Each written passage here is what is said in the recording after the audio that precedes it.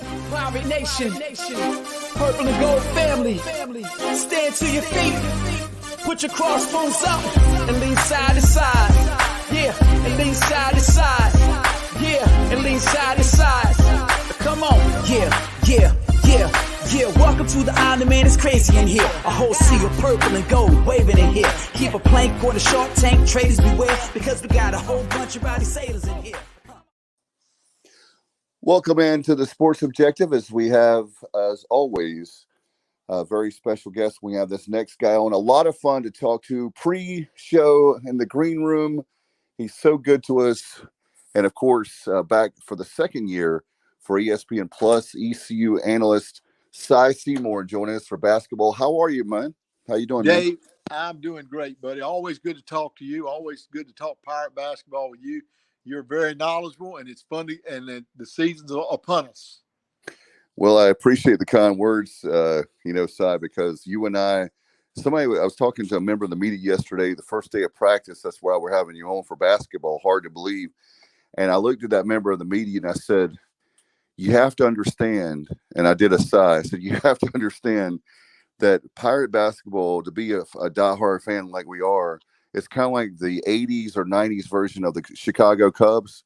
We get so excited. We're very passionate fan base for basketball. There's not as many as football, obviously, but I said there's a lot of us out there, and that we're just praying for that coach to come in, that team to come in to really turn the program around. And I'll tell you one thing, I was really, really excited about many things that we could talk about Coach Schwartz. Of course, we had him on the summer side.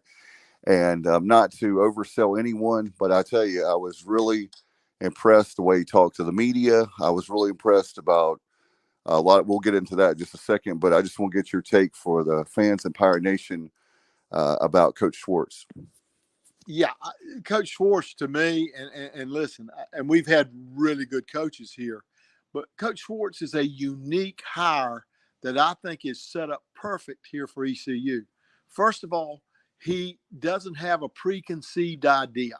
He's ready to come to work. This is his first head coaching job. He was a tremendous coach at Tennessee. He has been in the business for 20 years. And I think he has seen it all. He was also down at Miami. He's been at Fresno State. He's been at Tulsa, so he knows the American. And his attitude is to really get it done. In other words, he's not worried about where we are, what we are. He's here to get it done. Another great trait, he's good with the media. He's good with the fans. He's great with his players, and he's great with the administration. He's got all aspects covered, and that's a big deal because that's hard to find. And here's my biggest thing with him, Dave. We must be patient. We must be patient because he's new, but I'm telling you, he's already making waves that are really good for East Carolina. And so I'm excited. One of the areas I was going to talk about, and I know Bubba Rosenbaum is also here with us for the interview. So, Bubba, if you're here, chime in when you can. But, Cy, the one thing I want to talk about that I've been really impressed is we all know how good Joe Dooley was recruiting. And the great news is Mike Schwartz is right up there with him. Very excited to see how passionate he is about the game, and we'll talk about that in a minute. But recruiting-wise, it's been great so far. And I'm sure with your son and your being a coach, I'm sure the high school coaches are glad to have Mike Schwartz. Well, I think you're right, and Joe was a good recruiter. What I like about him, he's trying to turn faces in North Carolina back to ECU. We've not been able to make dents in this state, and all of a sudden, guess what? He's making some inroads into this state. Now, some have. When you look at the good team that we had that won the CIT, look at the two guards. Both of them were from North Carolina with Jeff Lebo. But there are so many good players out there from North Carolina that you look at Jaden Garner. We've got to get more of those kind of kids. And Joe Dooley was with him, and so was Joe. My point is, you got to get these North Carolina faces because I love football, but this is a basketball state, and they love the game. And this guy knows how to recruit, and knows how to recruit kids already. He's gotten kids that I didn't think we'd have a chance on, and he's already gotten them. So you got to look at this guy. He's got something special when he sits down with the kids and the family, and I think it's sincerity, and I think he wants to take care of these kids, and that's a good sign. And for you and I who love it like we do, and we love North Carolina and East Carolina, especially basketball, we've got a really good one. Let's talk about that. A couple of days ago, Jordan helped me out. He know he's a 4-star, and the great thing, the other thing I didn't know, and thanks to our good friend Steven Igo from Dave, Jordan Vick. Yeah, thank you, Jordan Vick. Yeah, having him, a guy that I thought I was impressed what I saw of him, and he's I didn't realize. I've got so much going on with family and work. I didn't realize he's only a sophomore. That's another impressive thing about Mike Schwartz. Well, it's the thing you have to do. You have to get him, and then you hope you can keep him. A commit's different than a sign, but it's a great sign. It's a great commit for us. And yesterday when I was talking to the coaching staff, Riley Davis and the other coaches, they said, you wouldn't believe how the woodwork's coming out, and people are wanting to know how we got him. I mean, he said, and this kid is a top 20 national guard, top 150 player, but a top 20 national guard, averaged over 20 in high school. He's got a really good coach over there at Southern Nash. And this kid can shoot it, 21 a game, and he was a sophomore. So it's a big sign. I met him, I met his mother, and I really like him. And I like that he is committed, and he's got good character and good grades, a good kid. So that's a major sign for East Carolina. Now, can you hold him? Can you get through the tough periods when people are saying, well, you hadn't really signed, you've committed? That's what you got to go through. So even though you have gotten him here and committed him, but you hadn't signed, you got to still recruit him. You got to still say, look, come on over to this, come on over to that. And he can make a big difference. That kid's a player, but that's the kind of stuff that Schwartz does. And the big kid that he got from Louisville, man, let me tell you something. Sear Malanga, that kid, I met him too. Met the Guardians. That was a major sign. I called them after they signed him, or after he committed, and he's going to sign probably in November. But my point is, when I met him, when I looked at him, I'm saying, this guy looks like an NBA player. And we've got big players, but this guy is a rim protector, a shot blocker, and a tremendous kid with great grades and another high character kid. So, listen, I'm not making, he is 6'11", barefooted. He is the real deal. Long, was a great soccer player in high school, committed to basketball. So he's kind of raw on the offensive end, but that'll come. And it's going to be a good time with him. Those two kids that he signed, or so far not signed but have committed, they're big time players.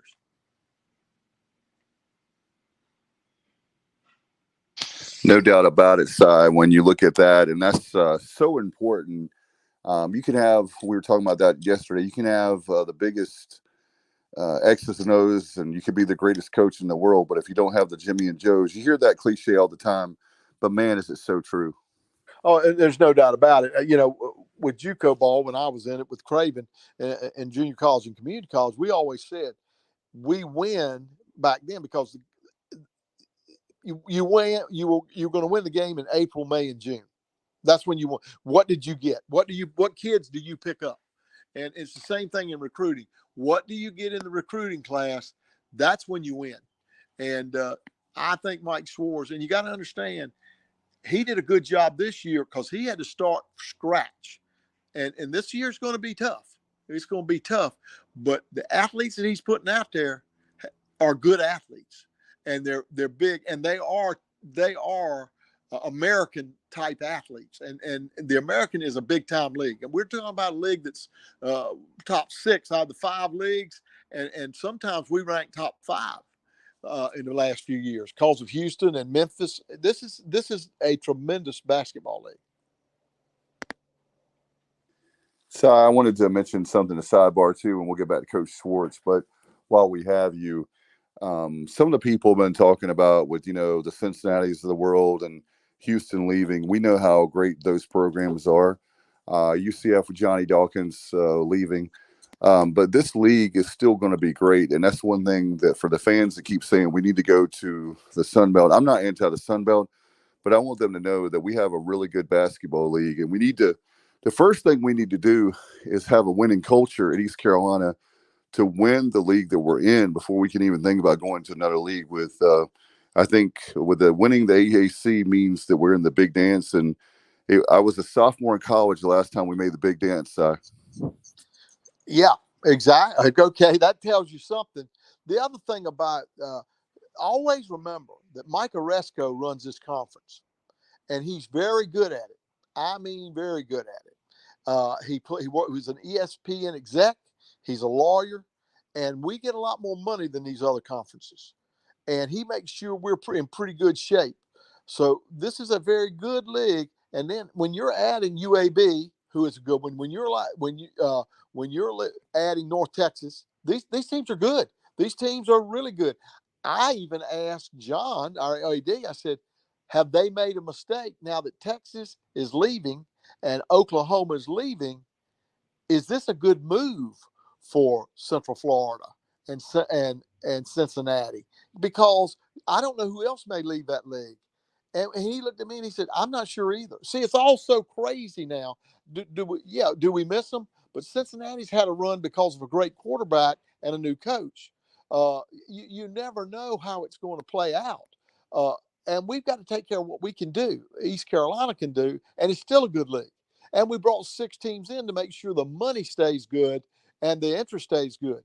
So I'm not concerned about where we are and who we're in with. And you said it right. This is a national basketball league, and it's been a national football league. And what I'm saying we can play for national titles. And just look at what Cincinnati did. Look what Central Florida did in football, but also look what Houston's done in basketball. Now I know they're leaving, but don't think Memphis can't come right in the game too. I mean, and they're still back. And to let you know something too, talking about Cincinnati, we beat out Cincinnati for that big kid in basketball. He was visited them on that weekend and came back and called our coaching staff and said, well, I want to go to East Carolina. So we beat out Wes Miller on that kid. So my point is, even though it's the Big 12, it's not necessarily the Big 12 anymore. And that thing can change quickly. No, we're in a good league. We stay put. And then you never know if there won't be mergers to other leagues in our area. So you just can't tell yet. It's such a wild, wild west. You're exactly right. And I think the most important thing is calm and steady is what we need to be. We don't need to be panicking and going from league to league to league, because then people don't trust you. You know, it's the same thing if you're a job hopper and I've been at the hospital for almost 7 years. People know how much I love it there. And you know how much I love East Carolina. I'm a loyal guy. So I'm not going to be jumping from job to job to job. Like, we don't need to be jumping league to league to league. Going back to Mike Schwartz, I tell you, one of the things I loved about him yesterday is how much, there's some coaches that they love the in-game coaching and the management and all that and the strategy. But the one thing that I always look at coaches that I have a tremendous amount of respect after seeing the first practice yesterday, I really enjoyed his passion on the court and how much he loved teaching yesterday. That was really, really impressive with me. And in addition to talking to the media, but teaching the game is really important as a coach. I know that's stating the obvious, but it was great to watch his passion yesterday. Dave, I'm going to tell you something. I usually go over maybe 2 to 3 times in October to watch. I've been over 6 or 7 times to see his practices in the summer and now. And yesterday, I was there yesterday till he finished. And what he is, I'm going to tell you some things that just I like, and I may be a corny old guy. The first thing he told him when I was there was, I'm not going to cuss at you, and you better not cuss on my floor. If you do, you're going to run. If I cuss, I'm going to run. That's just good, solid communication sense. Then the second thing he did one time at another practice, and he is a teacher. Okay. Then the second time, a bad pass went somewhere and a guy threw up his hands in disgust. He blew his whistle and he said, we do not do arm gestures. Arm gestures are a sign of weakness and you are beat. We do not let anybody, if you show your arms and throw them in the air to the official, he's going to be mad with you. If you throw him at a teammate, he's going to be mad with you. Your coach is going to be mad with you, and the other team's going to see it. So we do not do that. So that's the kind of uniqueness that I see with him, and these kids respond to it. He treats them like they're his, and he gets them in a huddle. He's creating his culture, not saying that anybody else's culture is wrong, but he's creating a culture that these kids like, and it's impressive. His teaching of spacing and defensive strategy and offensive spacing, he has it like diagrammed on his courts. He's got it taped off. And when he tells a kid you need to be in this area, it's not luck. He's got it going the right way. There's a lot of things. I always call people after leave his practice, and I say, my gosh, this guy's good. And so there's a uniqueness about his style. There's a tenacity that he is going to give you everything. And there's a passion there. All of them have, but his is a different kind. And it's fun to watch. It really is. I wanted to ask you, as far as our fan base, we need to go ahead and tell people, Si, you know how much I want to sell season tickets. 1-800-DIAL-ECU. My new friend Coleman Spain. Love those people, the ticket office. They have a thankless job. ECUPirates.com. You can be I'm an old dog learning new tricks. I'm learning now, Si, how to buy tickets online instead of calling the folks. But 1-800-DIAL-ECU. Get your season tickets now. Let's support this new coaching staff. I have to say that I was a Joe Dooley fan, but I have to say that I'm now a Mike Schwartz fan too. A great guy. Well, you're like me. We're ECU basketball fans. And whoever it is, we're going to support you while you're there. And I love Joe Dooley. I love Jeff. I like them all. There's nobody. I go back to Joe his first time working with the team. I've been doing this 25, 26 years. I love Mac McCarthy. I mean, Mac probably was one of the he's the top. He was really good. But my point is they're all been good. But now we have a new one. Joe's in good shape. I've talked to him several times out in Kansas. He's happy. He's doing well. But we've got a guy right now. He's our basketball coach. I think he's unique, and he's going to be successful. It's going to take a while. Patience have to be there. But I like what he's doing to be successful.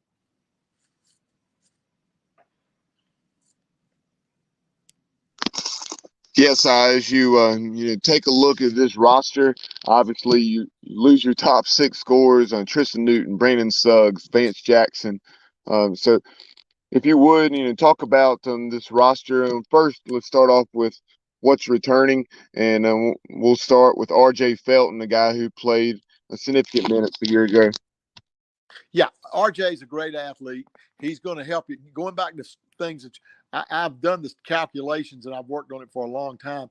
We are only bringing back 12. We had 127 threes that we hit last year in the conference season. We're bringing back only 12 of them. That's what I want people to understand. You're losing between 80 and 90% of most every category that you have. So you got to understand that when we go into this is a team that is really, really young. But you're right. You got Javon Smallback. You got RJ. Talking about RJ, athletic, goes to the hoop, strong, does what he needs to do, and he's going to help us. And he knows the American. He's built for the American, and he will do a good job in the American. So he's a guy that you got to look at and say, this kid's going to help us. And so we're excited about that. The other thing is, when you look at the other kids that have come back, Small's coming back as a point guard. He's going to need him, and he's going to have to help you settle it down. He didn't get a lot of minutes last year, but he's your point guard. So he's a guy that's got to step up for you.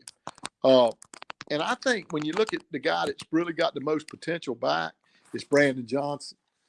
Of the 3 guys, and Lucci. Those are your 4.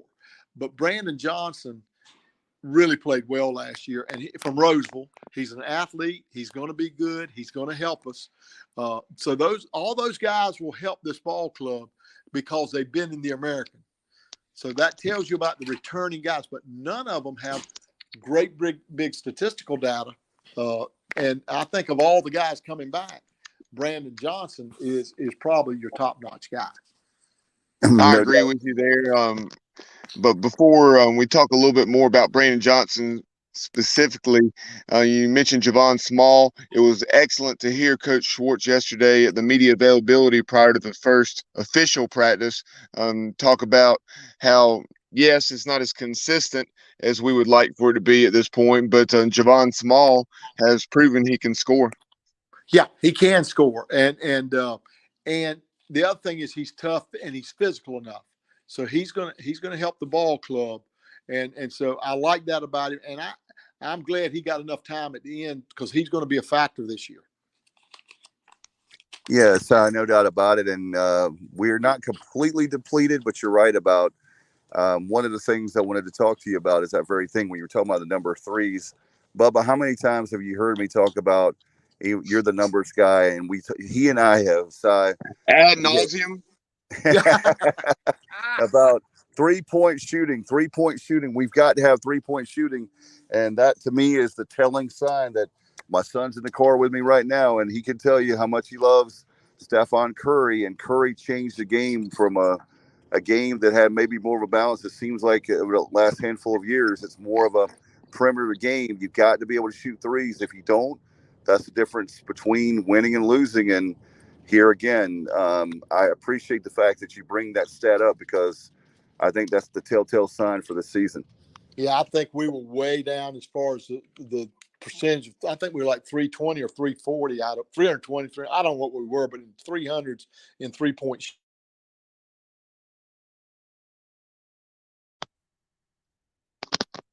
Besides, before we, and that's a part of it. Sorry about that. I had some lag there, and but before we move on and talk about everything that has been added to this roster, tell us what you can. We heard from Coach Schwartz yesterday as far as Winston Tabbs. What a frustrating situation that is, and as frustrating as it is for us, obviously it's even more so for Winston because he's the one that's putting all the hard work in and hasn't been able to get on the court yet in the purple and gold. Yeah. Well, when on Tabbs, what you have to look at, and here's what I do every time. First thing I do, because we know he was an all-ACC player. He's frustrated, great kid, looks you straight in the eye. Think about what his life's been like. Well, the first thing I do when I walk in is I say, when are you going to be playing? What's your situation? He said, I'm getting real close. He said, this is yesterday. He said, I may be out there next week. And I said, that is great, but he's doing a little bit more in drills, running a little bit more. So then I go to the proof, and that's Nate Clark, who's the trainer and one of the best in the business, is our trainer. And I've been with Nate when I go on the road. I've been with him forever, and I go to Nate, and Nate's a straight shooter, and he says, we're going to bring him along slow, but we know he's going to be a part of it. They know he's going to be a part of it, but they're bringing him along slow, but he'll be ready, and he's going to play, and he's ready. He wants to play. But it's not going to be quick, but they'll get him there. So that's what we got to depend on is that that these guys are treating that kid right. He's had some tough, rough operations. Had the doctors in New England that actually worked on other pro athletes. The Patriots quarterback, ex-quarterback that now is at Tampa Bay. They've had good doctors on him. And so let's hope everything will be strong and help this young man out. But I can tell you, he's ready to go. And because we all know he's a player. And so let's hope everything works out. And right now, we're on a go. Not sure when. I'll be going over again and again, but it looks like he's a go. And I'm hoping it looks like he'll be ready for the whole season. That's what we're hoping for. Now, Si, we were just talking about Javon Small and obviously his presence there at the point guard position. But talk about the guys that are coming in. You have Caleb LeCount from LA, as well as another one or two that are going to be there. Jaden Walker transferring from Iowa State, and he could be one that could see some minutes at the point. Well, I think it's wide open, and I think Caleb LeCount is going to surprise you. He can shoot. First of all, he can shoot. He's in your face. He never gets tired. I would hate for him to guard me. I watched him yesterday. They had him going full court man, and he is in your face and driving you nuts. And I mean, that's what you want. He plays smart. I think LeCount's going to give you more time. He's only 5'9", 5'8". You're going to say, how can that guy play on this level? We got kids on this level that were player of the year. I mean, this kid is going to be a good player. You're right. I think the young man that we're mentioning, you said the kid from Iowa State, Jaden Walker. Jaden Walker. Jaden's defensively strong. He's a good athlete. Had a little knee trouble, but he's okay now. I think he's going to help you in an athlete. He can play the off guard, and he can be a stopper because he's 6'4", 6'5". I mean, he can guard any position. So it's going to be a good one for us. I think that the thing, and then you've got, of course, the starter back that you had from last year, or not the starter, but coming back, as you mentioned. So it's wide open, but there are several choices that can play that point position. Sticking with the guards, tell us about Saxby Sunderland. I like Zaxby. I think he's going to help us. He's young. He's from Flint Hill High School up in Virginia, Arlington. I think he'll help, but not this year. Well, he may help some this year, but he's got to learn. I mean, that's the whole thing. I think he can help us this year, but you got a lot of guys fighting out there right now, and he's a freshman. So I think he's going to be a player. We just got to see how his time comes out and how it works out for him. Moving on, Quentin DeBunge, one of the transfers. I mentioned Jaden Walker coming over from Iowa State. Obviously, Quentin had been, he's originally from France, but had been there at Tennessee with Coach Schwartz. So tell us what you can about him, because he's one that seems to have a very high ceiling. Yeah, he's that kind of guy. I mean, I look at the wings. This is a kind of guy that plays in this league. And he's strong from his toes to upper body. In other words, his legs are strong. He's explosive and can shoot it some, can hit the glass some. Very strong, very athletic, and you're going to see him a lot of time on the court. He's that kind of athlete. So this is a kid that's not going to wear down and is made for this league. And I think you're going to see him at the 2 and 3. I think he's going to get a lot of playing time. I like him. Really good athlete. Tell us about some of the post guys that you had Luigi DeBow returning, but some of those new guys that are being added to the front court. Guys like Ezra Azure and Valentino Pinedo. There are two that really come to mind. And then you also have was Elijah Jones. Well, let me go back one, because one I've got to tell you you're going to love. Ben Bayala. Ben Bayala. Absolutely. He may be the best thing on the floor. I mean, he does things in practice at times, and he was a 4-star recruit that hurt his knee and it went JUCO, and now he's back. We've got him 3 years. So I'm telling you, he's long. He's athletic. He went to about the second practice I went to, and he took it up over everybody.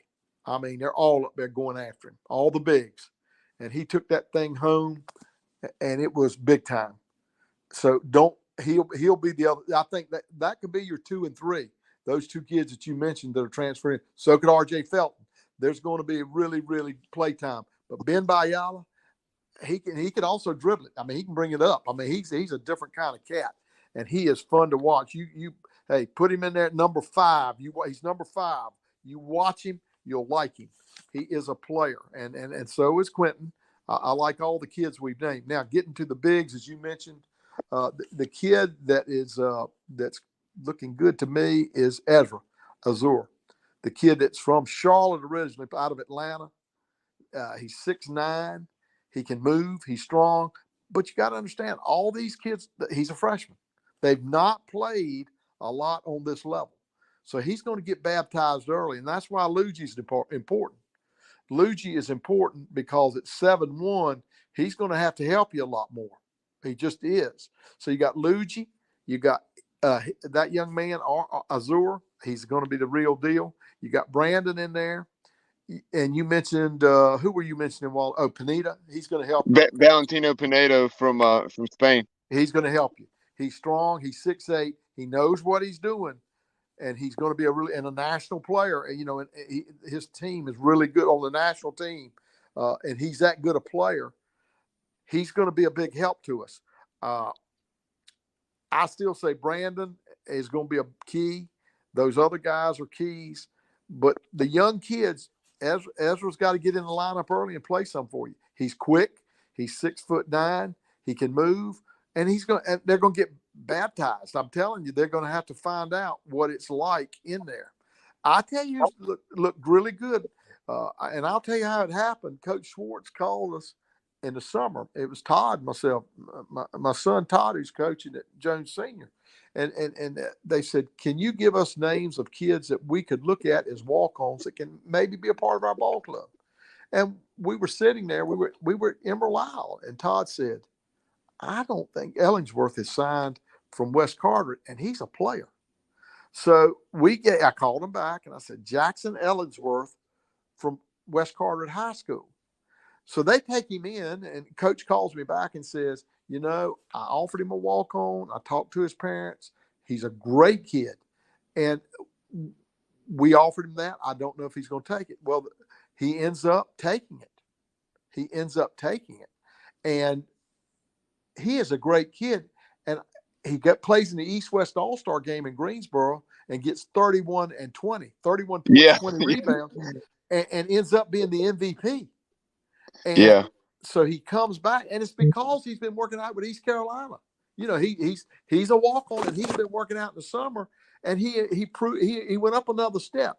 He can step out and shoot the ball. He's left-handed, doesn't make mistakes. I'm not saying he's going to play a lot, but by gosh, this is a kid that you got as a walk-on that bodies up and plays with any of them. And so that helps your practice. I hope you'll get some time. I hope you can step out and take a three. But again, you got to understand, most of these kids are freshmen. Most of the kids I'm talking about are really young. So that's another one that I think will help you in the long run. So we'll see what the kid Elijah Jones does. Again, that same kind of kid. They haven't had a chance to grow up yet. Okay. But I like them. Yeah, sorry, I had a little delay there. They're the kind of kids that are going to be good players, but they're young, and you lost everything you had.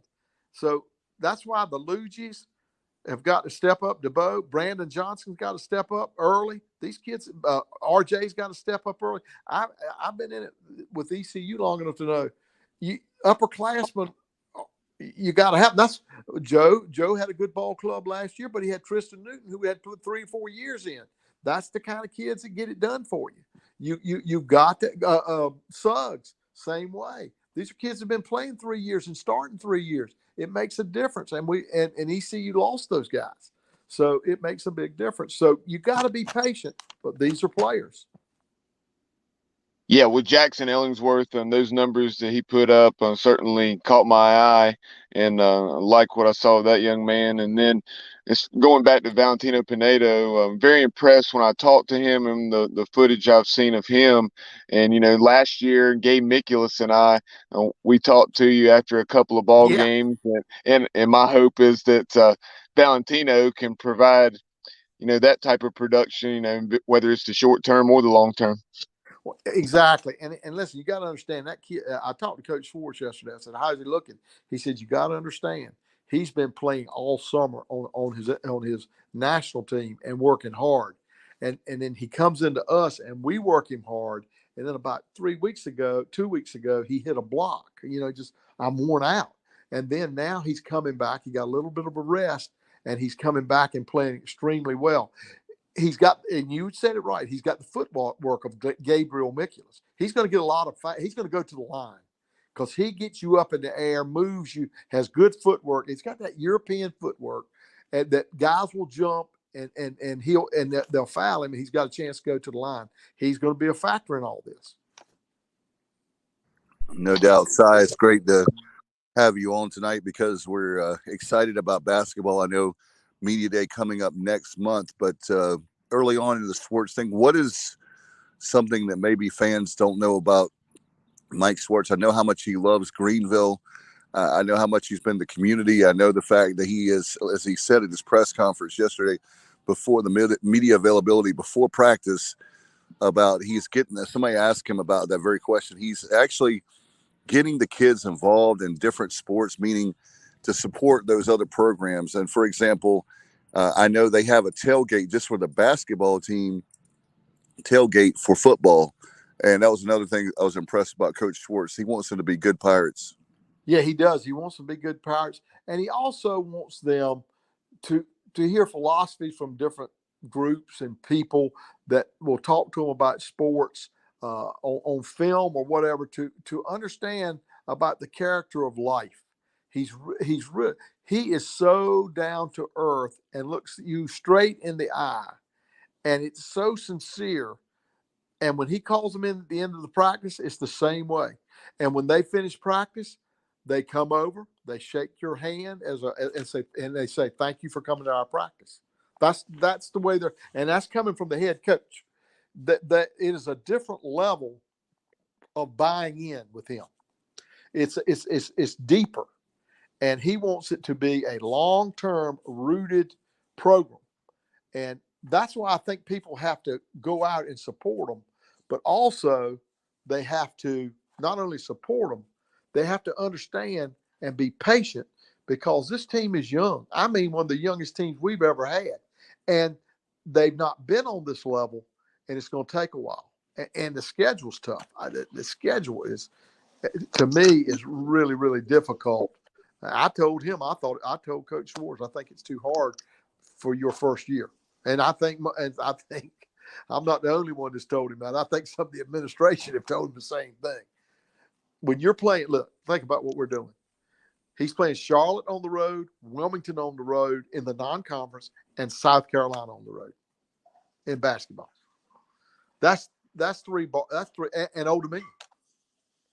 Old Dominion, not Charlotte. I'm sorry. I mean Old Dominion, and Wilmington. I meant Old Dominion, Wilmington, and South Carolina.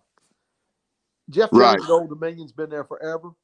We were lucky last year to beat him at home. He did not coach in the tournament down in South Carolina, and we beat him in a close ball game. But now you got to go to his place. That's going to be tough. You've got to go to Wilmington. That's never good. That's a hard place to play.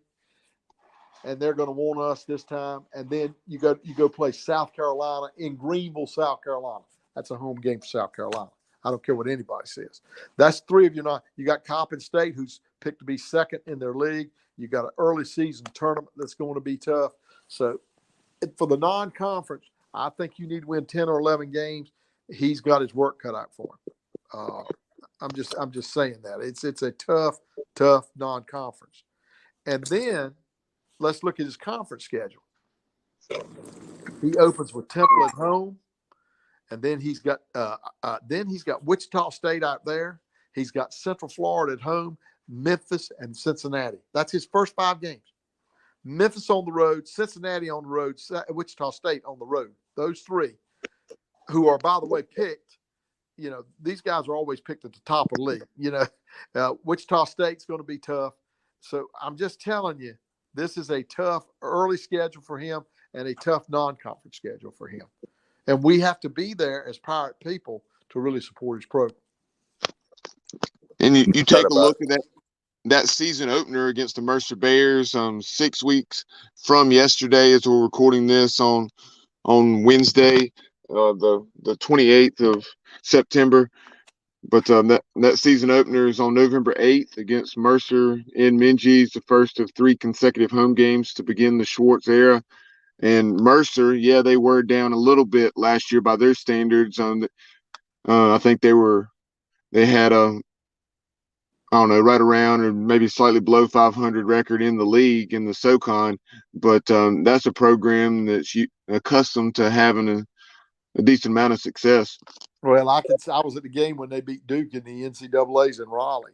I mean, at the PNC Arena. I mean, that Mercer's got a great program. They got Greg Gary's their coach there who played, and it's new for him. I look at Presbyterian. It won't be easy. Quentin Farrell played there. He coached under Dustin Kearns. Hampton will be tough. Jeff Jones at Old Dominion. Eric Morton at South Carolina. Campbell will be tough. Don't think it won't be. Of course, we talked about Wilmington, Juan Dixon, who does a great job at Coppin State. So his schedule is really, really hard. And Tubby Smith's son, Gigi Smith, is coaching at High Point. So it's a good schedule, but he's got some tough games. The Gulf Coast tournament in Estero, Florida is going to be tough. I mean, it's just a really good schedule. So you're right. There's a lot of good teams. And Mercer being the start of it on November 8th, people need to get out and support this program and what he's doing. And for our fans, that Gulf Coast showcase that you referenced down in Florida, it is, the Pirates will begin play in that on Monday, November the 21st against Indiana State. So the Pirates and Sycamores meeting. Yeah. They've got Indiana State has always had a good program there in the Missouri Valley. Josh Schwartz is the coach over there. He struggled last year. He was 11-20, but don't let him pay. The MVC, the Missouri Valley Conference, is a very good conference. So that's going to be a tough ball game to start it off with. And one other schedule note that really stood out to me, Cy, is I was looking over the league schedule. Obviously, every game, that's not on linear television is available on ESPN Plus. You have 18 conference games, and as of right now, you have 6 that are either on ESPN2 or ESPNU. And I thought that, given that we haven't necessarily, and I know some of those logistics and so forth, and what we get is contractual, I get, but at the same time, 6 out of 18 isn't bad. No, it's really good. It's really good. And a lot of teams would really kill to have that. The other part, too, just interesting to watch. Of course, doing the homework on the schedule, when you look up, of course, Kelvin Sampson's team, to show y'all how much how the impact of that team, they could easily go back. They are that good. He's got Tremont Mark back, and he's got Marcus Sasser back as guards. But listen to this. This was his recruiting this year. 5-star 6'8" Jerance Walker, 4-star Argento, 4-star Michael Wilson, and then his best rebounders returning. That's the kind of kids Sampson's getting. 5 stars and 4 stars. Ron Hunter, who's picked second, great guard play. He's got Jalen Cook back, who made all conferences first year, was at LSU, was the Louisiana High School Player of the Year. They got him after he transferred from LSU. He's back.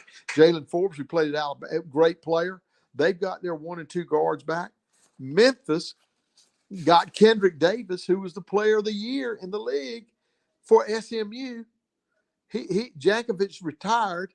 So this kid transfers and he goes to Memphis. So you throw Memphis out there with all the good players they had, and now you add Kendrick Davis, who was like we're talking about small guards, the Player of the Year in the league. He's unbelievable. I'm just saying, the guys that are going around, Cincinnati picked up one of Memphis's best players. That's how crazy it all is. Yeah.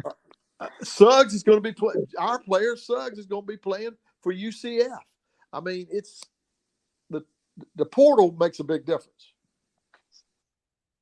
Yeah, that Houston program, obviously back-to-back tremendous seasons, including that Final Four run, and then Fertitta, everything he's meant to that program, contributing tens of millions. And I watched, I tell you what, side that YouTube video, or one of the YouTube videos out there that was done by a very reputable company as far as the Houston basketball facilities. And their basketball ops building is something else.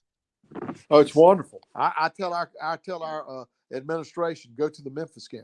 I mean, go to the Houston game and look at their facility. Not that big, 7,000 or 8,000.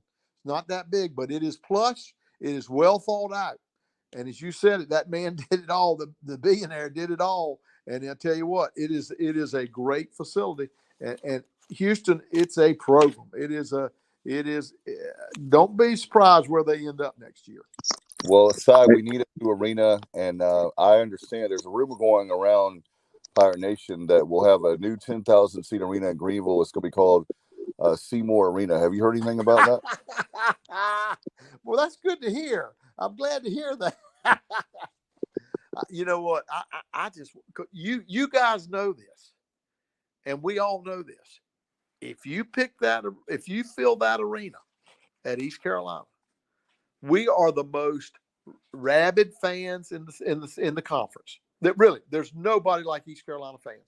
I've done this for 25 years, and the places I go, when it's rocking in Minges, it's the hardest place to play in this league. And that's what we've got to have. We've got to get the students out.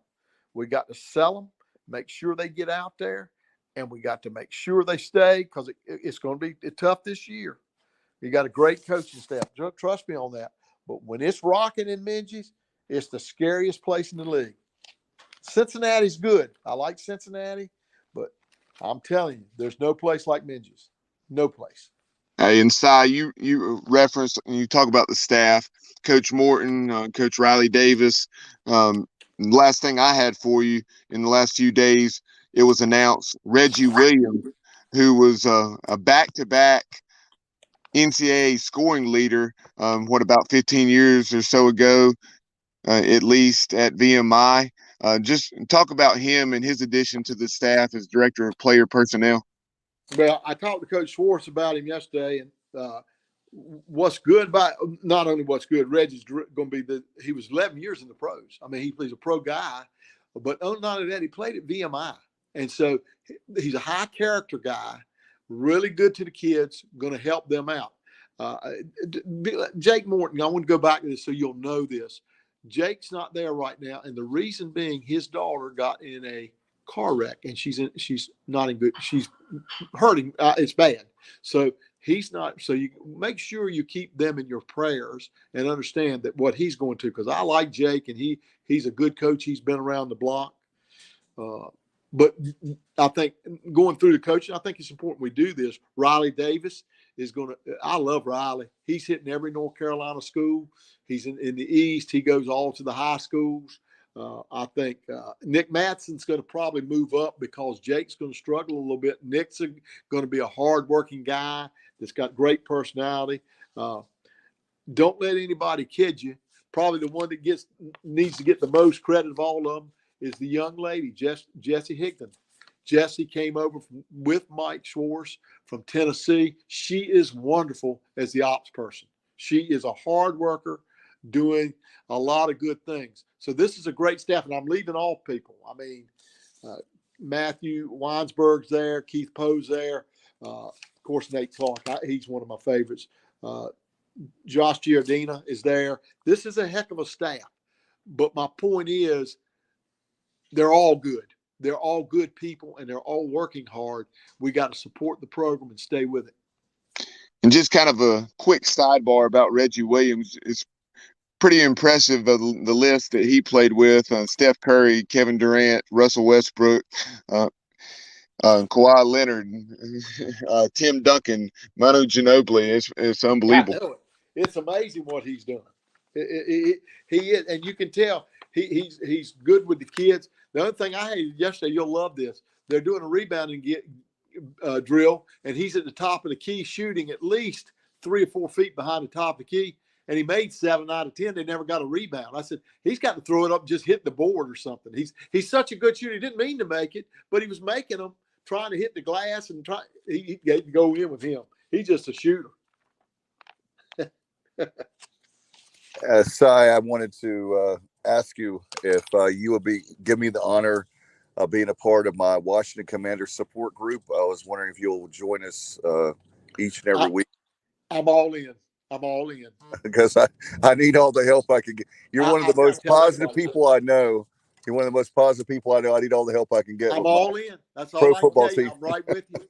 I'm right with you. I mean, look, I'll tell you how well, I'm 70. So you got to understand, I actually saw the Redskins play in Norfolk, Virginia in the old days, and they played the Cleveland Browns, and Jim Brown was playing.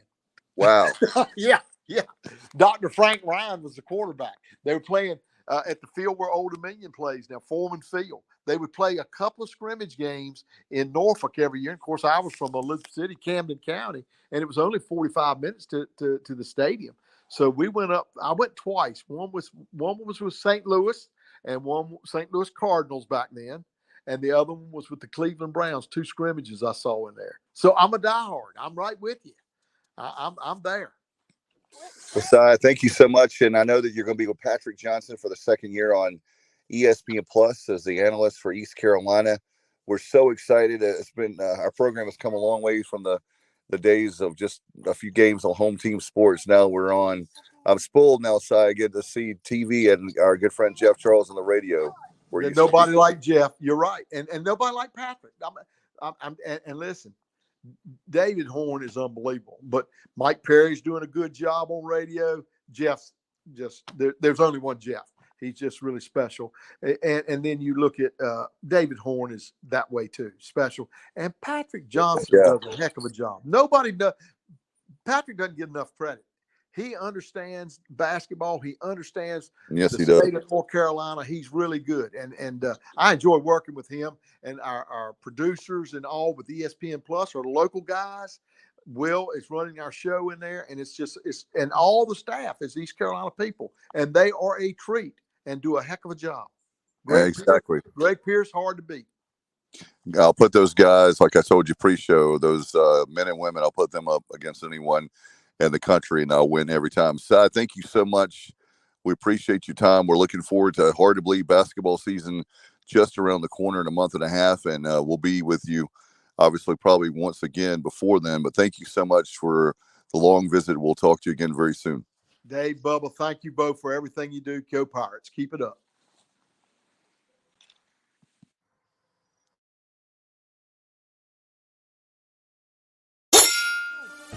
Pirate Nation, Purple and Gold family, stand to your feet, put your crossbones up, and lean side to side, yeah, and lean side to side, yeah, and lean side to side, come on, yeah, welcome to the island, man, it's crazy in here, a whole sea of purple and gold waving in here, keep a plank on the shark tank, traders beware, because